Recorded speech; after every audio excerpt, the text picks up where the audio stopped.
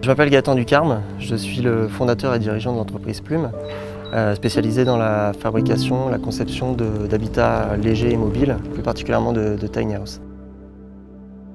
Je suis issu d'une formation d'ingénieur dans les métiers du bois.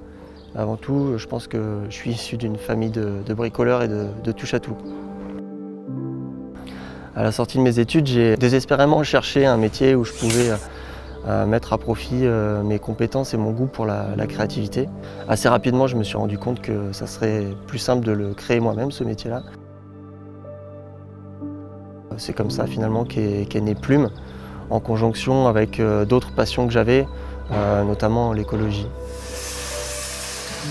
L'écologie dans l'univers des tiny house, elle est en fait au cœur de la question puisqu'on est sur la fabrication d'habitats qui sont minimalistes et restreints, qui ont donc une empreinte minime, tant au niveau de la quantité de matériaux qu'on va utiliser que de la quantité d'énergie qui va être nécessaire pour chauffer, pour faire fonctionner un tel habitat. Avec Plume, je me lève tous les jours avec la joie d'avoir un terrain de jeu grandeur nature à disposition. Je crois qu'il n'y a pas une journée qui se passe sans qu'on ait à faire preuve de créativité et d'ingéniosité pour répondre à une problématique. Et ça, c'est extrêmement stimulant. Notre moteur, il est double, parce qu'on a tous ici le plaisir et la passion de travailler la matière, de créer, de fabriquer. Mais aujourd'hui, on commence à avoir des retours de clients ultra satisfaits. Et ça, c'est vraiment un moteur incroyable.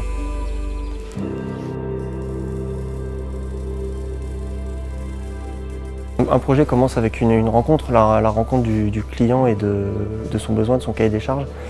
Notre objectif, ça va être très rapidement de déterminer ce qui relève de l'essentiel. Donc on va essayer de décortiquer le cahier des charges. Alors c'est un isolant qui est issu de la filière du recyclage, des vieux habits qui sont recyclés, broyés et agglomérés. Et voilà. Le bardage, c'est du peuplier thermotraité. Et après, pour les murs, comme tu m'avais demandé un aspect béton ou en tout cas minéral et qui se rapprochait du sol, j'ai pensé à deux options.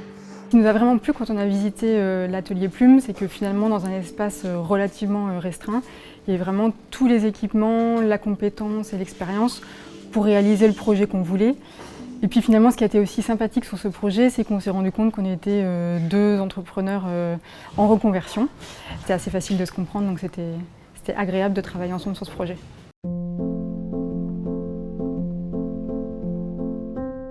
Donc voilà Marie, où on en est par rapport à tout ce que tu nous as fourni, par rapport aux discussions qu'on a eues aussi ensemble. Est-ce que c'est ce que tu imaginais?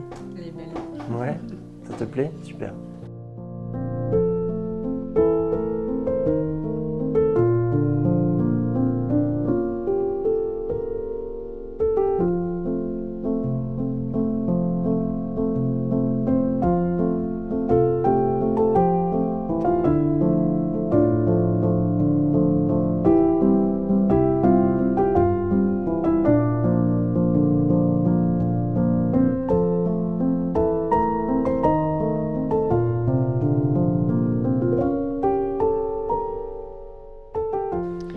Je m'appelle Marie, je suis mariée à Benjamin et on a 3 enfants, Manon, Rose et Jules.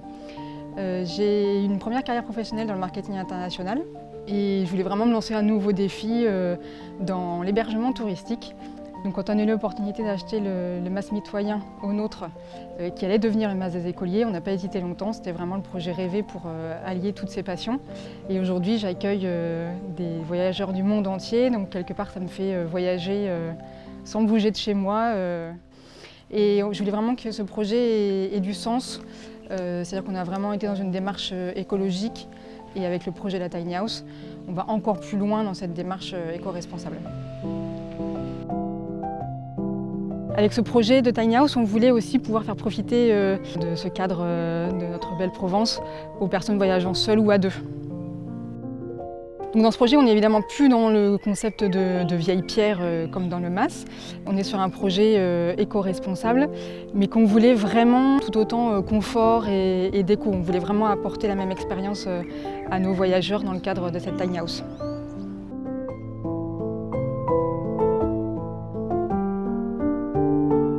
Alors là, on est sur les toilettes sèches, donc des toilettes sèches mécanisées. Premièrement, ça nous a fait découvrir un fabricant français et même marseillais, donc on est sur du très local là pour le coup. On a le côté vertueux des toilettes sèches, mais sans bouleverser les habitudes des utilisateurs, puisque ici en fait on va avoir comme une chasse d'eau, sauf que c'est pas une chasse d'eau, c'est un contacteur électrique qui va déclencher un moteur qui va être alimenté par le photovoltaïque. Et donc tout a dû être géré dans ce genre de caisson. Ça, c'est la première partie du caisson. Il y a une deuxième partie qui n'a pas encore été installée, qu'on va installer plus tard, parce qu'on devait la désolidariser pour le transport. Les toilettes sèches sont ventilées en permanence, toujours utilisant l'énergie solaire. Donc on a un système de ventilation qui est alimenté en 12 volts photovoltaïque et qui va ramener en fait l'air dans cette cheminée et extraire l'air par le haut. Pour ce projet, on voulait vraiment de très larges ouvertures pour que nos vacanciers puissent vraiment profiter de la nature, avoir vraiment un esprit dedans-dehors. C'est d'ailleurs ces larges ouvertures qui ont donné le nom à la tiny house, qu'on a appelé l'atelier, parce que ça rappelle un petit peu les verrières d'atelier. Et pour ce qui est du jardin, il a été entièrement végétalisé par un paysagiste de renom, Sylvain Fournier, qui a vraiment travaillé le jardin avec uniquement des essences locales pour pouvoir s'adapter au manque d'eau qu'on peut parfois avoir dans la région. Au MAS, j'ai développé différents services pour vraiment rendre le séjour de mes vacanciers inoubliable. Et donc pour la tiny house, j'ai voulu prolonger l'expérience et avec différents services comme de la restauration sur place, des paniers petit déjeuner, des bocaux de traiteurs, mais aussi des activités bien-être comme des massages sur place.